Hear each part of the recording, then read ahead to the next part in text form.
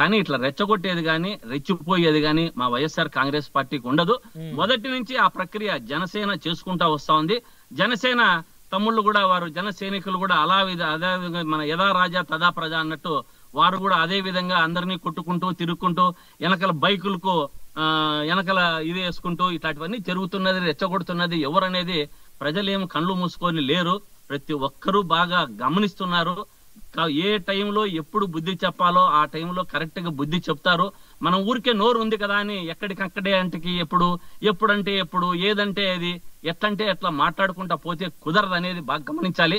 ఇది తొందరలోనే ఈ విషయాలంతా కూడా అన్ని కూడా ప్రజలు బాగా తెలివివంతులండి. ఏదో ఆ రోజు ఈ వైసీపీ దీంతో ఒక నిర్దిష్టమైన ఆలోచనతో ముందుకు పోతా ఉంది కాబట్టి మీరు కూటమిలో అబద్ధాలన్నీ చెప్పి కూటమి ఒక్కొక్కరు ఒక్కొక్క పక్క మభ్య పెట్టుకుంటూ పోయి ఎన్నికల్లో గెలిచారు. కానీ లేకుంటే ఆ పరిస్థితి ఉండేది కాదు.